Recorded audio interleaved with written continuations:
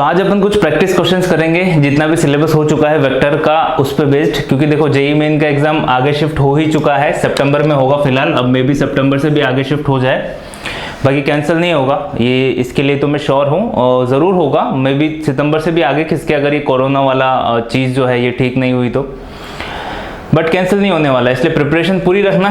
तो अपने पास काफ़ी टाइम है देखो, तो अपन आराम से अलग अलग प्रजाति वाले क्वेश्चन सॉल्व करते हुए चलते हैं। सिलेबस अभी देखो ज़्यादा बचा हुआ नहीं है, वेक्टर ट्रिपल प्रोडक्ट जो है ना, स्केलर और वेक्टर दोनों बस वो बचे हुए हैं अपने, और छोटे मोटे टॉपिक्स हैं वो मैं करवा दूंगा, तो इतना ज़्यादा कुछ वेक्टर में बचा हुआ नहीं है। और इंपॉर्टेंट क्या है, आप अलग अलग टाइप के क्वेश्चन सॉल्व करो, वो ज़्यादा ज़रूरी है, इसलिए अपन अभी एक दो लेक्चर्स में कुछ प्रैक्टिस क्वेश्चंस करते हैं जो अलग अलग एग्जाम में पूछे गए हैं, और जो अलग अलग वैरायटी के क्वेश्चन सॉल्व होने चाहिए देखो, तभी आपका सब्जेक्ट इंप्रूव होगा, आपको समझ आएगा, दिमाग में कुछ बात जाएगी, अदरवाइज कुछ नहीं जाती है लेक्चर्स देखने से।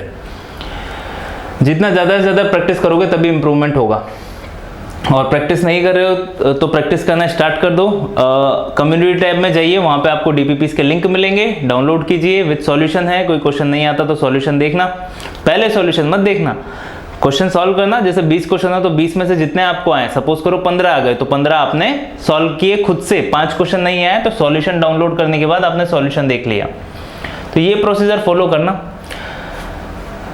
या फिर ऐसा मत करना कि इधर ये क्वेश्चन वाली फाइल है, ये पहला दूसरा तीसरा, और इधर ये सॉल्यूशन वाली फाइल है ना। अब मोबाइल में तो होता ही है, डबल क्लिक करो तो ये वाला ओपन हो जाएगा, डबल क्लिक करोगे तो ये वाला ओपन हो जाएगा, सारे सभी के पास स्मार्टफोन है आजकल तो, और ये पहला दूसरा तीसरा सॉल्यूशन। तो पहला क्वेश्चन आपने देखा और आपने दिमाग में कैलकुलेशन की, इसको मैं ऐसे कर लूंगा और ऐसे कर लूंगा, और फिर सॉल्यूशन पे आगे डबल क्लिक करके यहाँ पे आ गए, फिर आपने सॉल्यूशन देखा, हाँ सही है, ऐसे हो जाएगा कि हो गया क्वेश्चन।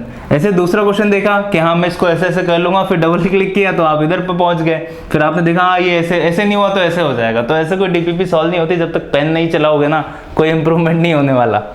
बहुत सारे बच्चे आजकल क्या यही कर रहे हैं।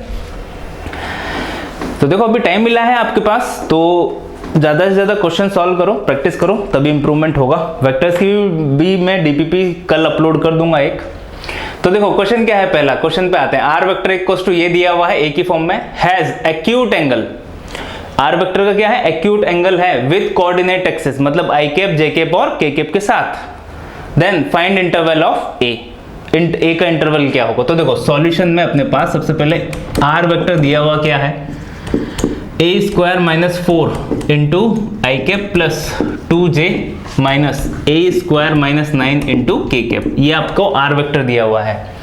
Has acute angle with coordinate axis, coordinate axis के साथ ये हमेशा क्या बना रहा है, एक्यूट एंगल 90 डिग्री से छोटा। अब देखो 90 डिग्री से छोटा होगा ना, when angle is less than 90, अगर इन ए वेक्टर एंड बी वेक्टर, अगर ए वेक्टर और बी वेक्टर की अपन बात करें तो अगर उसमें एंगल 90 से छोटा है ना, तो a vector dot B vector क्या होता है अपने पास, A vector dot B vector की वैल्यू, ए वेक्टर डॉट बी वेक्टर में क्या आता है, ए वेक्टर का मॉडुलस बी वेक्टर का मॉडुलस कॉस थीटा। अब थीटा की वैल्यू अगर 90 से छोटी है तो फर्स्ट क्वाड्रेंट में तो पॉजिटिव होता है, तो ये ए वेक्टर डॉट बी वेक्टर क्या हो जाएगा, ग्रेटर देन 0।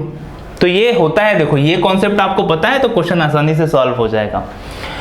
एक्यूट एंगल बनाती है कोऑर्डिनेट एक्सिस के साथ। कोऑर्डिनेट एक्सिस का मतलब क्या होता है, एक्स के एक्सिस, वाई एक्सिस, और वेक्टर की बात करें तो जेड एक्सिस भी आएगी। तो इसका R vector dot I cap भी क्या होगा, greater than 0, R vector dot J cap भी क्या होगा, greater than 0, R vector dot K cap भी क्या होगा, ग्रेटर देन 0। समझ आया, कोऑर्डिनेट मतलब आई कैप के साथ भी एंगल एक्यूट होगा, जे कैप मतलब y एक्सिस के साथ भी एंगल एक्यूट होगा, z एक्सिस के साथ भी एंगल एक्यूट होगा। इसको अगर मैं i कैप से मल्टीप्लाई करूंगा तो i cap dot i cap 1 हो जाएगा, but i cap dot j cap कितना हो जाएगा, ये 0 हो जाएगा, और i cap dot k cap भी कितना हो जाएगा, 0। तो ये पहले वाले में क्या आएगा, a square minus 4 is greater than 0, कोई दिक्कत नहीं वाली बात नहीं है इसमें, पहला वाला अप्लाई कर रहा हूँ इसमें। तो ये हुआ a square minus 4 is greater than 0, मतलब a प्लस 2 और a minus 2 is greater than 0।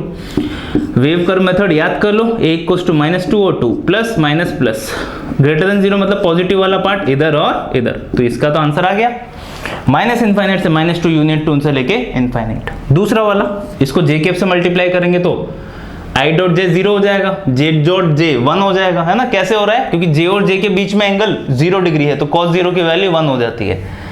आई और जे के बीच में एंगल 90 डिग्री है तो cos 90 की वैल्यू 0 हो जाएगी, तो वो पूरा ही 0 हो गया, है ना। ध्यान रखना, कई बार बता चुका हूं वैसे मैं ये। तो ये कितना हुआ, ओनली 2 बचेगा, ओनली 2 रहेगा। 2 इज ग्रेटर देन 0, ये तो ट्रू है, ट्रू है मतलब 2 बड़ा है 0 से, तो यहाँ पे तो बिलोंग्स टू आर आंसर हो जाएगा, मतलब हमेशा के लिए ये तो ट्रू है। इसमें देखो के केप होगा तो कितना हो जाएगा, ये के केप हुआ तो यहाँ पे होगा अपने पास कितना, माइनस, ये पॉजिटिव है ये नेगेटिव है, माइनस का ए स्क्वायर माइनस 9, यही बचेगा, less than greater than 0, greater than 0, minus का मल्टीप्लाई करोगे तो a प्लस 3 और a माइनस 3 ग्रेटर देन 0 की जगह क्या हो जाएगा, लेस देन 0। नंबर लाइन पे रिप्रेजेंट करो, -3 पहले आता है फिर 3, wave curve method, plus minus plus, less than 0 मतलब माइनस। तो फाइनल आंसर क्या है, देखो फाइनल आंसर देख लेते हैं अपन। ये है -2, यहाँ कहीं पे होगा -3, यहाँ कहीं पे होगा 3 और इससे पहले होगा 2। तो एक तो क्या बोल रहा है, 2 से लेके इनफाइनाइट, -2 से माइनस इनफाइनाइट से -2, एक आंसर तो ये बोल रहा है ये वाला। दूसरा आंसर क्या बोल रहा है, -3 से लेके 3, तो -3 से लेके 3 का मतलब है ये। अब अगर इसका मतलब ये है तो दोनों का कॉमन इंटरवल दिख गया, यहां से ये और यहां से ये। तो यहाँ पे a बिलोंग्स टू होगा -3 से -2 यूनियन 2 से लेके 3। सिंपल सा क्वेश्चन है, समझ आया होगा आपको। दूसरा देखो, दूसरा क्वेश्चन क्या बोल रहा है, if a b c such that a plus b plus c इस a vector b vector c vector इस प्रकार है कि a vector plus b vector plus c vector equals to 0 है, m equals to a vector dot b vector है, a vector dot b vector plus b vector dot c vector plus c vector dot a vector है, तो m की value क्या होगी। तो ऐसे question generally पूछे जाते हैं और ये अपन ने पहले किया हुआ भी है शायद। देखो 3 वेक्टर है, क्या दिया हुआ है, a vector plus b vector plus c vector equals to 0 दिया हुआ है और sigma a vector dot b vector मतलब इसको m दिया हुआ है, तो इसकी वैल्यू पूछिए अपन से क्या होगी। m की वैल्यू ये है, सिग्मा का मतलब आप समझ ही जाते हो, a dot b plus b dot c plus c dot a, पूरा सर्कल कंप्लीट करना है।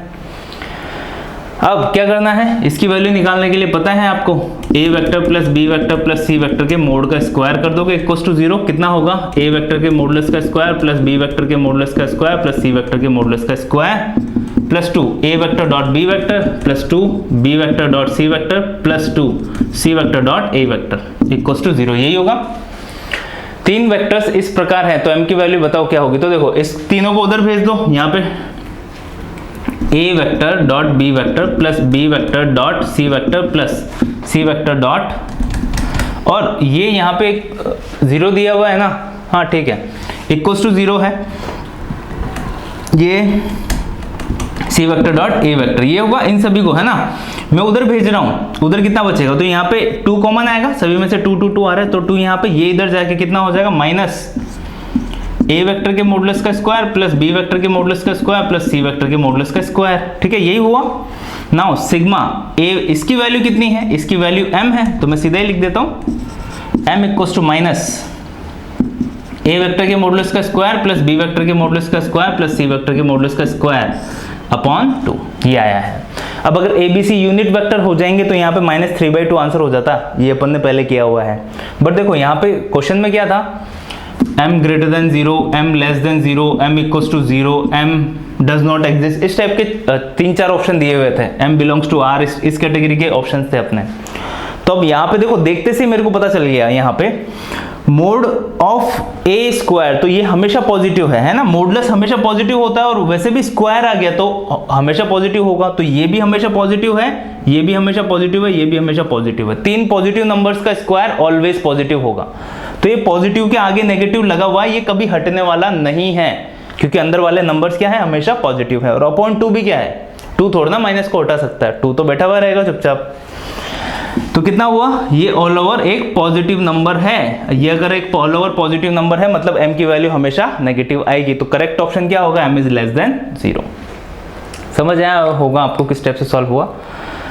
नाउ नेक्स्ट जो क्वेश्चन है वो क्या है, a वेक्टर और b वेक्टर, 2 वेक्टर दी हुई है आपको, 8 साइड्स ऑफ अ पैरेललोग्राम। तो ये जो a वेक्टर और b वेक्टर है दोनों क्या है, एक पैरेललोग्राम की साइड से, और अपन से पूछा क्या, 8 sides of parallelogram, find angle between diagonals, तो डायगोनल्स के बीच का एंगल पूछा है अपन से क्या होगा।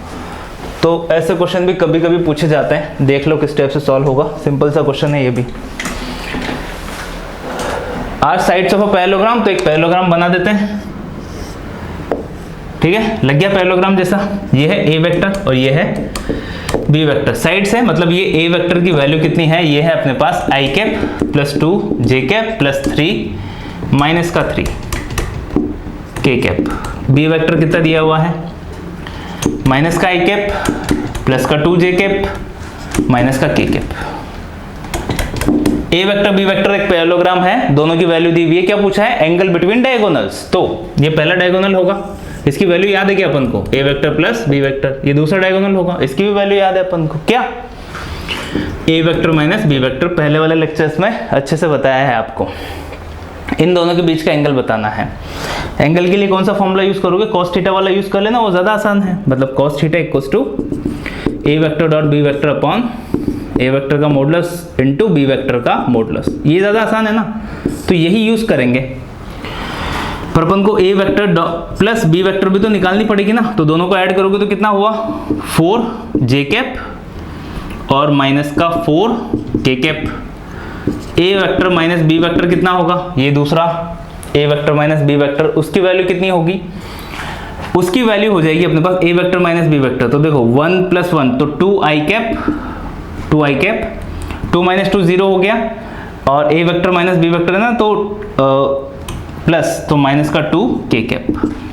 तो ये हुए दोनों, मतलब यहाँ पे ए की जगह क्या आएगा, ये आएगा, और बी की जगह क्या आएगा, ये आएगा। समझ गए आप बात। तो कॉस थीटा इक्वल्स टू, मैं सीधा ही इन दोनों का डॉट प्रोडक्ट कर रहा हूँ, है ना, इन दोनों का डॉट प्रोडक्ट कर रहा हूँ। तो इसमें अब देखो, जनरल जो एवरेज बच्चे हैं ना, वो मिस्टेक क्या करते हैं, वो सीधा क्या करते हैं, 4 इंटू 2 8 कर देते हैं और 4 इंटू 2 8 कर देते हैं। नहीं, ऐसा नहीं होता है। तो देखो जनरली मिस्टेक होती है, जो एवरेज अपने नॉर्मल बच्चे होते हैं उनसे, जो इंटेलिजेंट होते हैं उनकी बात मैं नहीं कर रहा हूँ यहाँ पे। तो वो हमेशा ऐसा सोचते हैं कि ये स्टार्टिंग वाला आई के पी, नहीं, पर यहाँ पे देखो ना, ये जे है और ये आई है, तो ये सिली सी मिस्टेक होती है यहाँ पे। तो अगर कोई बच्चा ऐसे मिस्टेक करता है ना, तो वो हमेशा क्या रखे, वो हमेशा अगर आई कैप नहीं है ना, तो 0 लगाओ हमेशा, 4 जे कैप माइनस 4 के कैप। आई कैप है 2 आई कैप, जे कैप यहाँ पे नहीं है तो 0 लगाओ। तो ऐसा लगाओगे तो हमेशा, अब आप सोच सकते हो कि स्टार्टिंग वाला हमेशा आई कैप है, बट यहाँ पे मत सोचना ऐसा।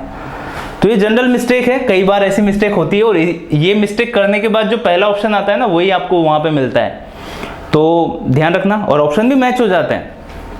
कॉम्पिटिटिव एग्जाम में जो जनरल मिस्टेक्स होती है ना, उन्हीं पे बेस्ड ऑप्शन दिए हुए रहते हैं अपन को, है ना। तो आई होप अब आप ऐसी मिस्टेक नहीं करोगे। अगर ऐसी मिस्टेक आप कर रहे हो या 1-2 क्वेश्चन में कर चुके हो, तो ऐसा लिखना स्टार्ट कर दो वेक्टर को, फाइनल रिजल्ट को। अब देखो a1 b1 plus a2 b2 plus a3 b3 upon, वही यूज होगा दोनों को, डॉट प्रोडक्ट। तो 0 इंटू 2 0 हो जाएगा, 0 प्लस 0, 4 माइनस का माइनस 4 तो 8 हो गया, अपॉन रूट ओवर इसके मॉडुलस का स्क्वायर 16 प्लस 16, 16 प्लस 16, और इसके मॉडुलस का स्क्वायर 4 प्लस 4, है ना। खुद सॉल्व कर लेना।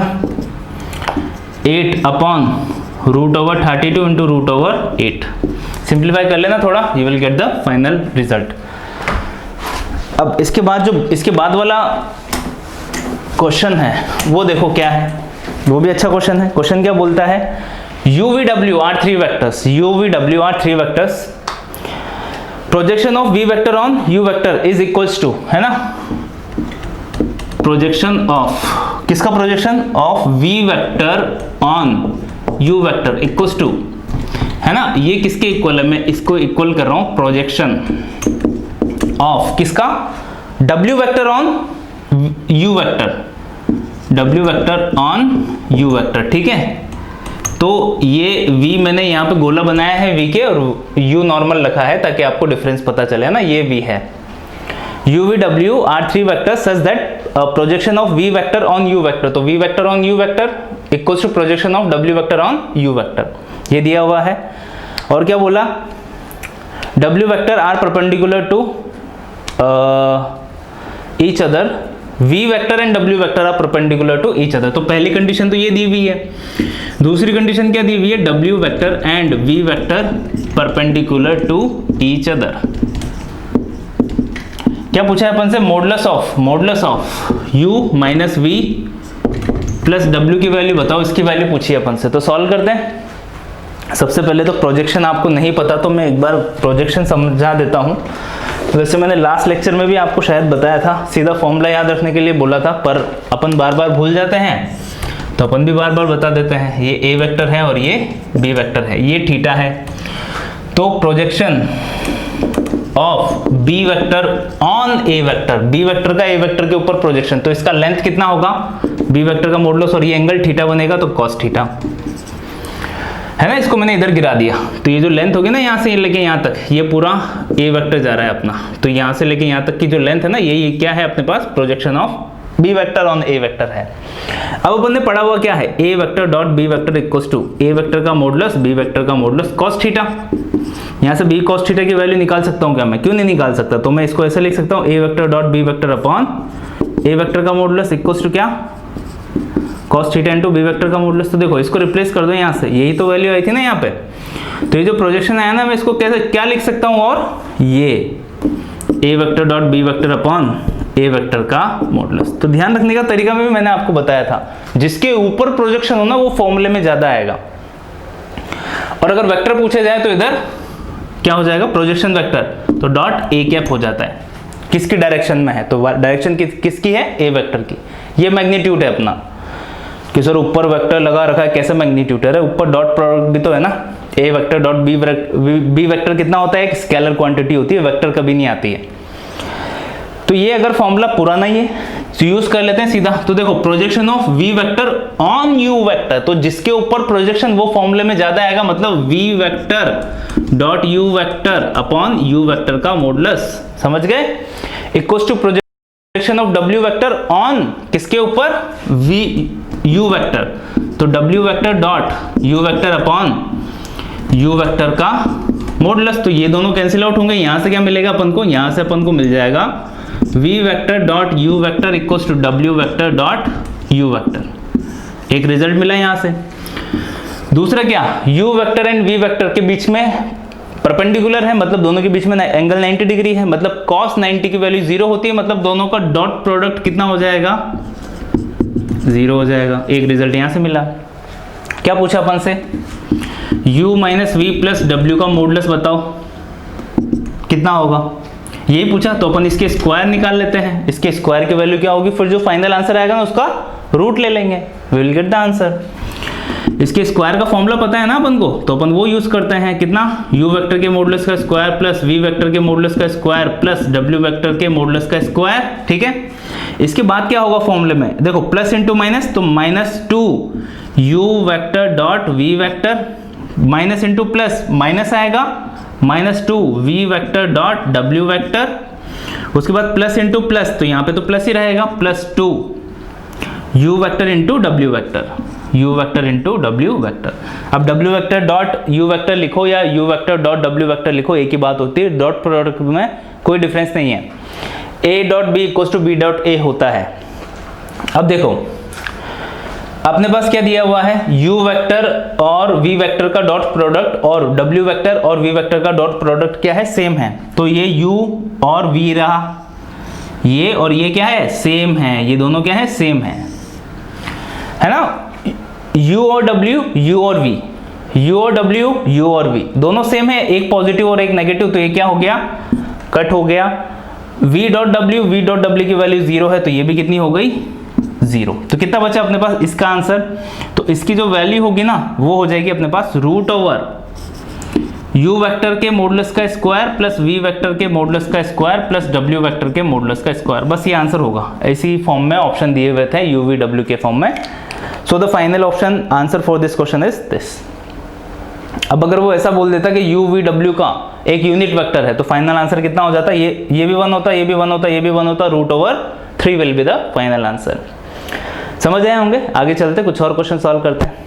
तो इसके बाद देखो जो नेक्स्ट क्वेश्चन है वो है ग्रेटेस्ट वैल्यू ऑफ दिस, इसकी सबसे बड़ी वैल्यू बताओ क्या है। Greatest value of modulus of a vector plus b vector plus modulus of a vector minus b vector if a vector and b vector are unit vector। तो बहुत important question है, देखो मैंने इंपॉर्टेंट लिखा हुआ भी है यहाँ पे, अच्छा क्वेश्चन है। सॉल्यूशन, तो a vector plus b vector plus a vector minus b vector की ही अपन को ग्रेटेस्ट वैल्यू बतानी है। तो मैं इसको देखो मोड हटाने के लिए स्क्वायर तो करना ही पड़ेगा। अब यहाँ पे स्क्वायर करोगे तो क्या होगा, a square plus b square plus 2ab, तो 2ab में अगेन मोड आएगा तो नहीं हटेगा। मतलब देखो आपको स्मार्टली स्क्वायर करना पड़ेगा। मतलब इसको सॉल्व करने का तरीका क्या है, स्क्वायर भी करो साथ में रूट लगा दो ताकि दिक्कत ही नहीं रहे। मतलब मैं यहाँ पे रूट लगा देता हूँ, उसके बाद इसका स्क्वायर कर देता हूँ, a vector plus b vector के मॉडुलस का स्क्वायर। सिमिलरली भी यहाँ पे a vector minus b vector के मॉडुलस का स्क्वायर। ठीक है, अब कोई दिक्कत वाली बात नहीं है। a वेक्टर का modulus, a vector plus b vector के मॉडुलस का स्क्वायर, और a vector b vector unit vector है तो मैं देखो सीधा ही लिख रहा हूँ 1 प्लस 1 प्लस 2 कॉस थीटा, यही होगा है ना, क्योंकि a वेक्टर और b वेक्टर दोनों का मॉडुलस 1 है।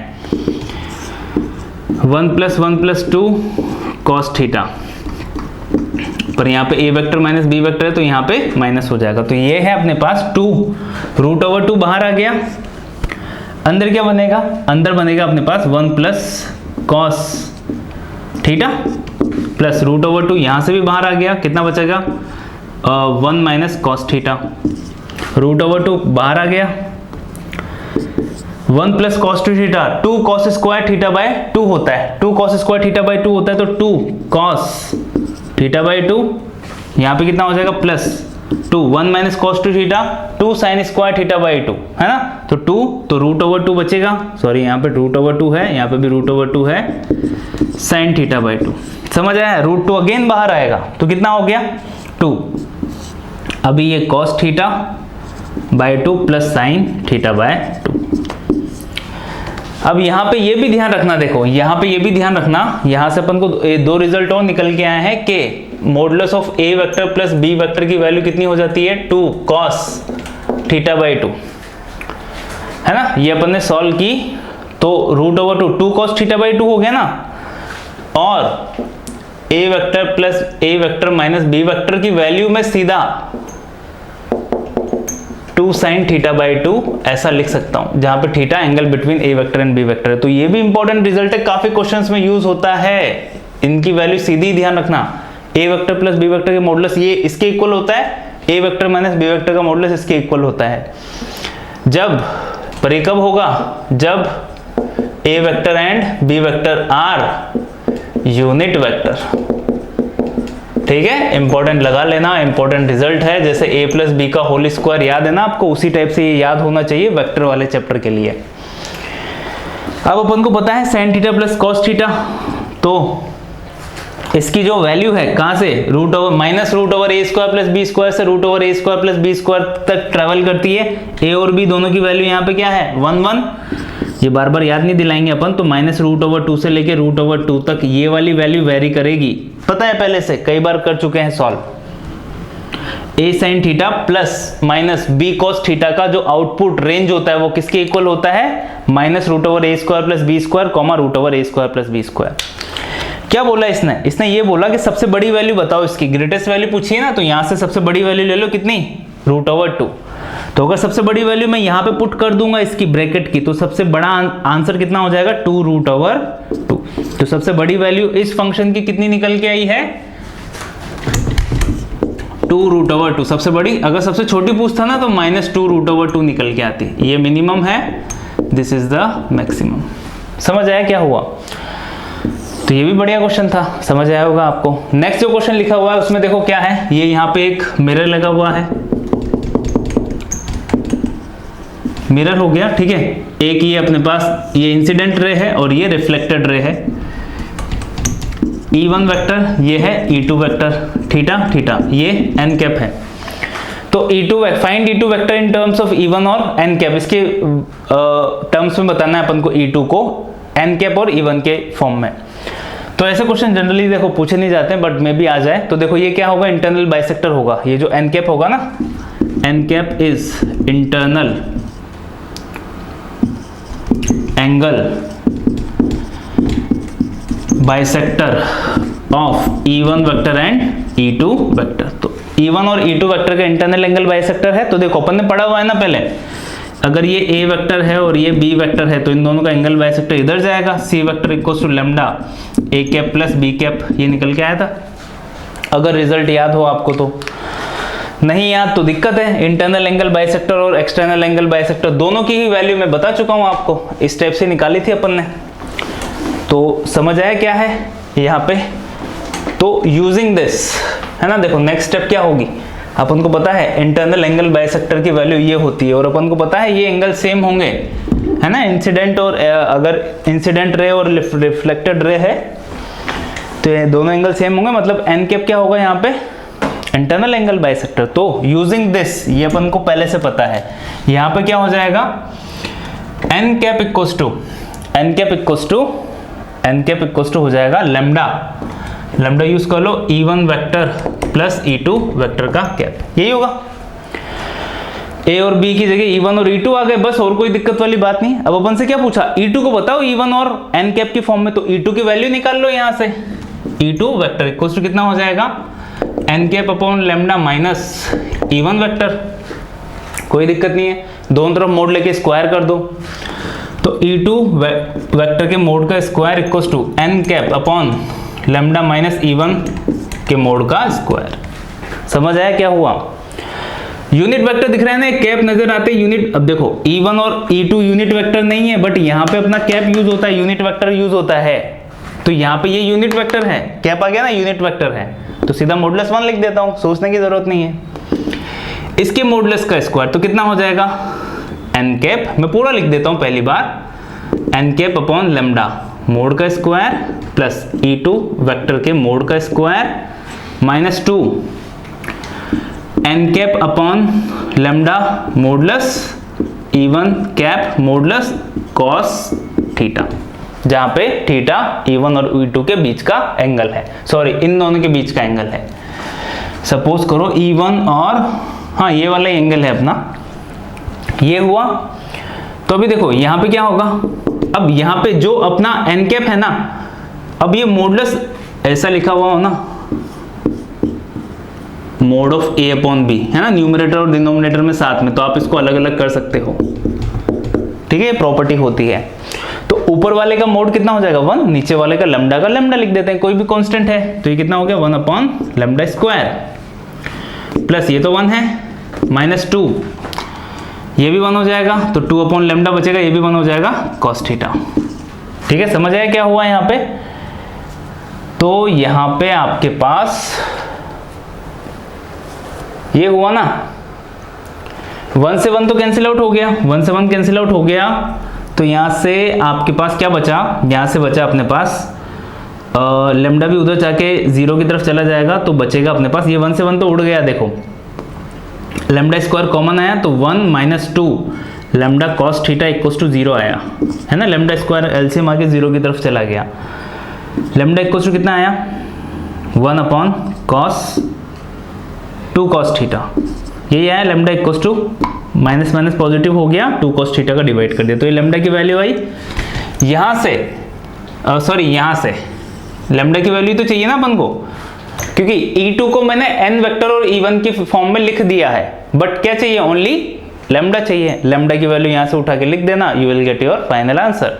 और यहाँ पे ये थीटा दिया हुआ था, ये भी थीटा दिया हुआ था, तो थीटा अपन यूज कर सकते थे एग्जाम में ऑप्शन में। तो जैसे ही आप लैम्डा की ये वाली वैल्यू यहाँ पे पुट करोगे ना, you will gate E2 in terms of n cap and E1। तो E2 वेक्टर का कैप इक्वल्स टू कितना हुआ, ये होगा अपने पास, ये ऊपर जाएगा 2 cos theta n cap minus E1 cap. बस इस फॉर्म में आपको आंसर दिया हुआ होगा। समझ आया किस टाइप से सॉल्व हुआ। तो मे भी क्वेश्चन इस टाइप का ही पूछा जा सकता है। तो आप सीख चुके हो इस कैटेगरी के क्वेश्चन को कैसे सॉल्व करना है। इसके बाद देखो, इसके बाद वाला जो क्वेश्चन है वो भी इंपॉर्टेंट है। क्वेश्चन क्या है, ABC 3 वेक्टर्स, 3 वेक्टर हैं A, B और C। क्या बोला अब उसने, सच दैट इक्वल मैग्नीट्यूड के हैं, मतलब A वेक्टर B वेक्टर और C वेक्टर के बीच का एंगल कितना है, हमेशा सेम होगा। सॉरी एंगल नहीं, मैग्नीट्यूड सेम होगा। तो इक्वल मैग्नीट्यूड के 3 वेक्टर हैं A, B, C। A और B के बीच का एंगल अल्फा है, B और C के बीच का एंगल बीटा है, C और A के बीच का एंगल गामा है। तो cos gamma sigma cos alpha की मिनिमम वैल्यू बताओ। तो देखो क्वेश्चन में क्या दिया हुआ है, ए वेक्टर का modulus equals to b vector का modulus equals to c vector का मॉडुलस सेम है। तो मैंने अल्फा तो क्वेश्चन में दिया हुआ है, तो आप क्या सपोज कर लो लैम्डा, तो तीनों का मॉडुलस सेम है। ए वेक्टर है ना, a vector angle B vector कितना है alpha, a vector angle B vector angle c vector कितना है beta, c vector angle vector है के कैप नहीं है, सी वेक्टर एंगल ए वेक्टर कितना है गामा, अल्फा बीटा गामा तीनों एंगल्स के बीच का, तीनों वेक्टर्स के बीच का एंगल हो गया है ना, ये मैंने लिख दिया।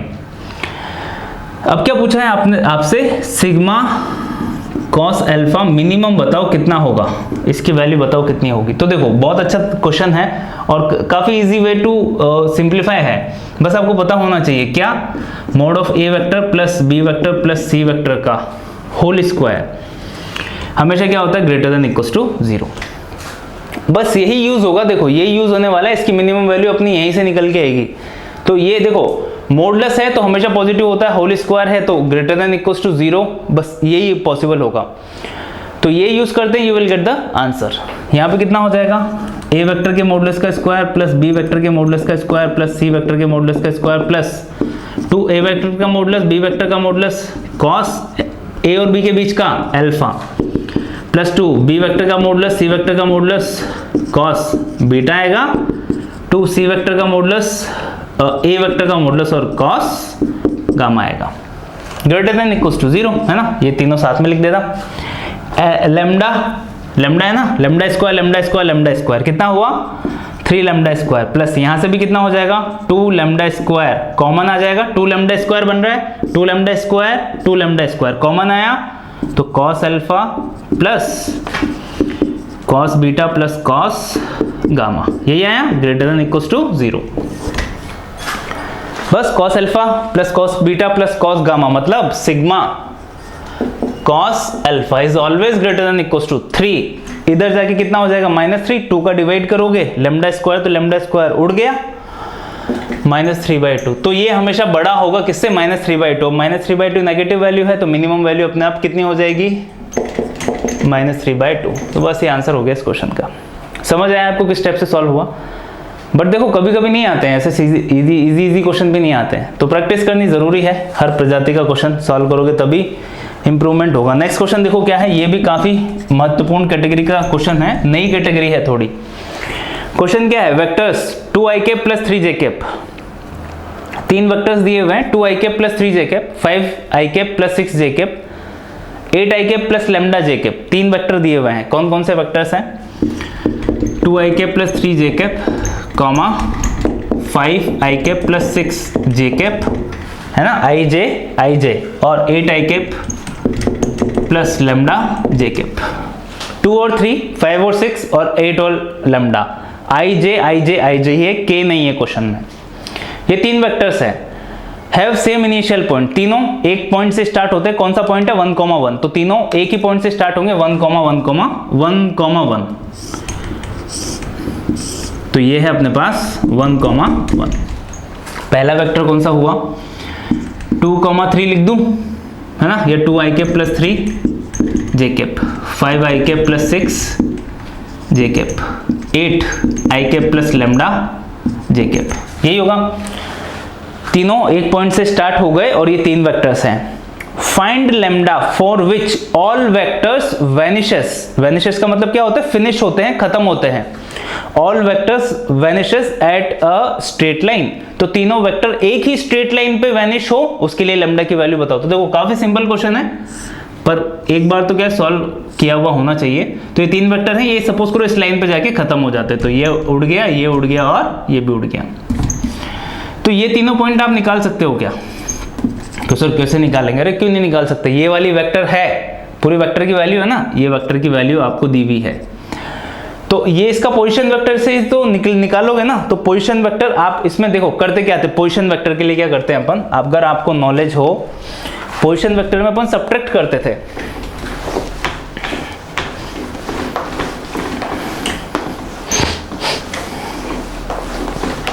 मैं आपको बेसिक ज्ञान दे देता हूं। जैसे देखो यहाँ पे एक्स वाई है ना, आई और जे की बात कर रहे हैं, के कैप अभी नहीं लेके आ रहे अपन। तो ये अपने पास 2 आई कैप प्लस 3 जे कैप है, 2 आई कैप प्लस 3 जे कैप है।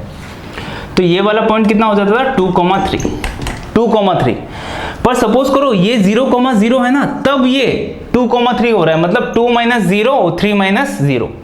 बट अगर ये वाला पॉइंट 1,1 हो गया है, अगर ये वाला पॉइंट 1,1 हो गया है ना, तो ये अपने आप एक ऐड होके उधर जाएगा, तो अपने आप ये 3,4 हो जाएगा ना।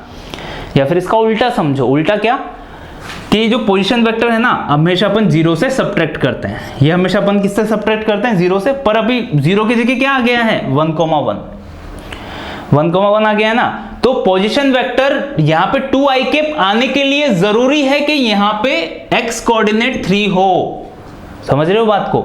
जब ये 3 होगा तो 3 - 1 ही तो 2 होगा, और यहाँ पे y कोऑर्डिनेट 1 इससे ज्यादा हो, मतलब 4 हो। समझ आया क्या हुआ? तभी तो इन दोनों का सब्ट्रैक्शन कितना होगा 2 आई कैप पोजीशन वेक्टर 2 आई कैप प्लस 3 जे कैप निकल के आएगा। आई होप आपकी बात दिमाग में चली गई है। बस अब क्या करना है, तो ये भी कितना हो जाएगा 5 के 1 ऐड करोगे तो 6,7 है ना। मैं डायरेक्शन में ही लिख रहा हूं, इसको पॉइंट में लिखना हो तो पॉइंट में भी लिख देना। ये 8 + 1 9 लैम्डा प्लस 1 ये हो गया। अब ये तीनों पॉइंट एक स्ट्रेट लाइन है, this is a straight line, तो तीनों पॉइंट एक ही स्ट्रेट लाइन पे है, तो ये वाला पॉइंट ले लो A, ये वाला पॉइंट ले लो B, ये वाला पॉइंट ले लो C। तो slope of AB equals to slope of BC। तो इन दोनों का स्लोप इक्वल्स टू इन दोनों का स्लोप, एक ही लाइन में स्लोप सेम होगा। बस आंसर आगे आता हुआ दिख गया होगा आपको। 7 - 4 y2 - y1 upon x2 - x1 use कर रहे हैं। 7 - 4 अपॉन 6 - 3 लैम्डा प्लस 1 -7 अपॉन 9 - 6। कैसे लैम्डा की वैल्यू निकाल दो, तो खुद सॉल्व कर लेना, कुछ नहीं है, सिंपल से बच्चों वाली कैलकुलेशन है, खुद सॉल्व कर लोगे, you will get the value of lambda. तो ये भी क्वेश्चन समझ आया होगा, इजी क्वेश्चन था, और देखो ऐसे क्वेश्चन पूछे जा रहे हैं अभी आजकल एग्जाम में। तो आगे चलते हैं, कुछ और क्वेश्चन सॉल्व करते हैं। इसके बाद देखो पहला क्वेश्चन क्या आया है, ये बहुत इंपॉर्टेंट क्वेश्चन है, ध्यान रखना। a vector dot b vector equals to 0 है। a vector dot b vector equals to 0 का मतलब होता है a वेक्टर और b वेक्टर के बीच में एंगल कितना है 90 degree, and a vector plus b vector is making 30 degree angle with a vector. तो इन चारों में से कौन सा ऑप्शन ठीक होगा? ठीक है, तो देखो a वेक्टर और b वेक्टर के बीच में एंगल 90 डिग्री है, तो मैंने ये a वेक्टर बनाया अभी के लिए इधर, और ये मैंने b वेक्टर बनाया। ठीक है, तो a वेक्टर और b वेक्टर के बीच में एंगल 90 डिग्री, तो ये तो 90 डिग्री दिख रहा है, पर अभी मैंने एरो नहीं बनाया। एरो वेक्टर जो है ना, वेक्टर में एरो कहाँ से नापे जाते हैं? टेल से नापे जाते हैं। ये वाला एंगल इन दोनों के बीच का होगा, तो अपन को टेल से ही मैच करना है ना। तो अभी मैं क्या करता हूँ, मैंने ये a वेक्टर बनाया, ये b वेक्टर, अभी मैं एरो बना रहा हूँ, ये b वेक्टर है मेरे पास इधर, तो इन दोनों का रिजल्टेंट इधर ही होगा, है ना, ये होगा resultant a vector plus b vector. तो a वेक्टर और a vector plus b vector के बीच में एंगल 30 डिग्री है, तो ये तो मैं बना सकता हूं क्योंकि इन दोनों की टेल ही है यहाँ पे, ये इन दोनों की टेल ही है। अब b वेक्टर और a वेक्टर के बीच में एंगल 90 डिग्री, तो देखो मैंने a को इधर फर्दर ड्रॉ किया, ये a मैंने इधर फर्दर ड्रॉ किया डॉट डॉट डॉट करके ऐसे, है ना। मैं ऐसा कर सकता हूं, पर आप ऐसे नहीं कर सकते। आपने एक लाइन खींच दी ना पेन से, तो फिर वो तो एग्जैक्टली एंगल तो कौन सा कंसीडर होगा? ये वाला, ये तो कंसीडर होगा ना। ये अभी टेल मैच हो रही है, देखो ये टेल, तो b वेक्टर और a वेक्टर के बीच का एंगल कितना है 90 डिग्री। अगर ये 90 डिग्री तो अपने आप ये वाला एंगल कितना हो जाएगा 90 डिग्री। समझ आया आपको मैं कैसे क्वेश्चन सॉल्व करने की कोशिश कर रहा हूं? तो ये डायग्राम बना अपना। बस अब यहाँ पे क्या हो जाएगा, देखो tan 30 equals to tan 30 degree equals to perpendicular upon base, b vector का मॉडुलस अपॉन a वेक्टर का मॉडुलस। tan 30 की वैल्यू हो जाती है अपने पास 1/√3, तो a वेक्टर का modulus equals to √3 b vector का मॉडुलस। तो ये करेक्ट ऑप्शन है, जो कि अपन को एक भी ऑप्शन में नहीं दिया हुआ है। So the correct answer for this question is none of this. तो ध्यान रखना, सिंपल सा बढ़िया सा क्वेश्चन था, समझ आया होगा आपको। अब आगे चलते हैं। अब a वेक्टर और b वेक्टर अगर यूनिट वेक्टर है तो ये प्रूव करो कि a वेक्टर पहला क्या है, पहला है अपना A vector plus B vector क्या है, modulus equals to cos of 2 cos of A vector angle B vector, A vector और बी वेक्टर के बीच का एंगल अपॉन 2 ऐसा होता है। तो ये तो अभी प्रूफ किया था अपन ने, पर अपन फिर से कर देते हैं क्योंकि अपन देखो बार बार भूल जाते हैं ना। इसको मैं कैसे लिख सकता हूँ, रूट ओवर ए वेक्टर के मॉडुलस का स्क्वायर प्लस बी वेक्टर के मॉडुलस का स्क्वायर प्लस, है ना, मतलब मैं लिख क्या रहा हूँ, ए वेक्टर प्लस बी वेक्टर का होल स्क्वायर बना रहा हूँ और उसका रूट लगा रहा हूँ। तो बात तो एक ही है। अब मैंने होल स्क्वायर जो है ना अंदर वो ओपन कर दिया, तो इसको मैं 2a वेक्टर का मॉडुलस बी वेक्टर का modulus cos angle between A vector and B vector के मैंने क्या सपोज कर लिया, थीटा। यूनिट वेक्टर है ए और बी दोनों, तो ये भी 1 ये भी 1, ये दोनों भी 1, तो 2 कॉमन आएगा, अंदर क्या हो जाएगा 1 प्लस कॉस थीटा। अब 1 प्लस कॉस थीटा कितना हो जाता है, 2 कॉस स्क्वायर थीटा बाई 2। तो 4 हुआ, 4 रूट से बाहर आके 2 हो जाएगा cos theta by 2, cos square root से बाहर आके कॉस हो गया। तो हो गया ना प्रूफ। थीटा क्या है, ए vector angle B vector upon 2 तो पहले से था, तो ये तो अपना प्रूव्ड रिजल्ट है। अगर यहाँ पे ए वेक्टर माइनस बी वेक्टर होता ना तो कितना आ जाता है, यहाँ पे 2 साइन आ जाता, बोला था सीधा याद रखने के लिए, यहाँ पे लिखा था रिजल्ट, ठीक है। और दूसरा अपन को ये प्रूफ करना है, अब ये भी देखो ये भी बढ़िया रिजल्ट है।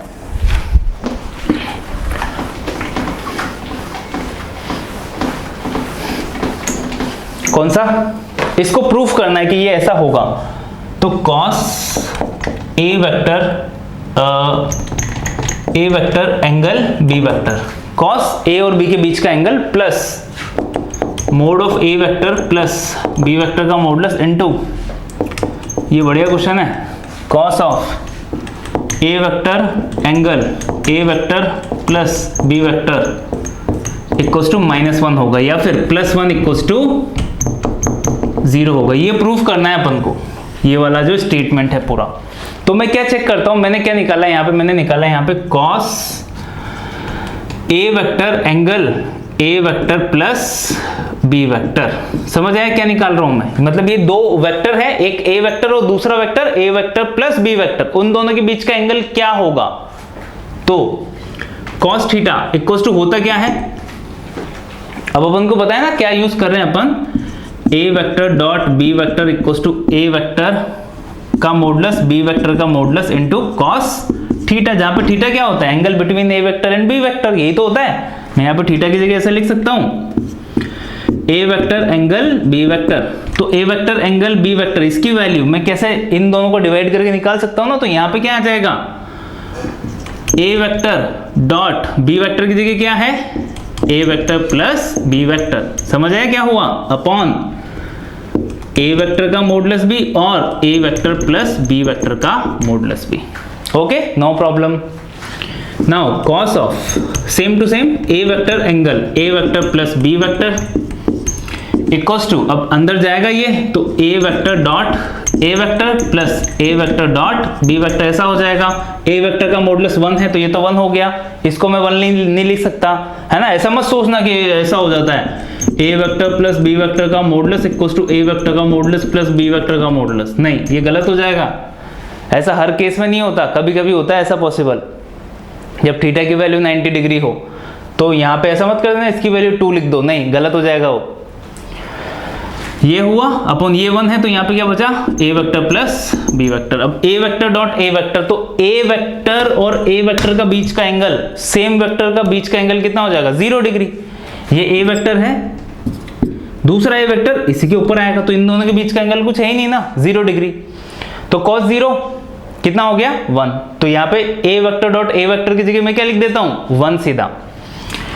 तो cos of A vector angle A vector plus B vector, ठीक है, इक्वल्स टू यहाँ पे cos 0, तो मैं सीधा 1 लिख रहा हूँ यहाँ पे, कोई दिक्कत नहीं है। आपको समझ आ गया 1 कैसे आया, समझ आया ना। ए वेक्टर का मॉडुलस जो कि 1 है, क्योंकि ए और बी यूनिट वेक्टर है। ए वेक्टर का मॉडुलस ए वेक्टर का मॉडुलस cos 0 1 हो गया। ए वेक्टर का मॉडुलस 1 होता है, बी वेक्टर का मॉडुलस 1 है, यहाँ पे होता नहीं है। बी ए वेक्टर और बी वेक्टर दोनों का मॉडुलस क्या है, 1, क्योंकि ये अपन को क्या दिया हुआ है, यूनिट वेक्टर। और सीधा क्या बचेगा यहाँ पे, cos angle between A vector and B vector, A vector and B vector, ये बचा upon this A vector plus B vector. इसको इधर लेके आओ तो देखो कितना हो जाएगा, ये सभी आप इधर लेके आओगे तो यहां पे बचेगा अपने पास A vector plus B vector का modulus into cos of A vector angle A vector plus B vector. ये इसको मैंने इधर क्रॉस मल्टीप्लाई किया तो ये होगा, बाकी सबको इधर लेके आओगे तो यहाँ पे माइनस का cos A vector angle B vector -1 equals to 0। तो ये हो गया प्रूफ। पर यहाँ पे देखो स्टार्टिंग में प्लस आ रहा है, यहाँ पे अगर स्टार्टिंग में प्लस आ रहा है ना तो कुछ मिस्टेक हुई है क्या अपन से?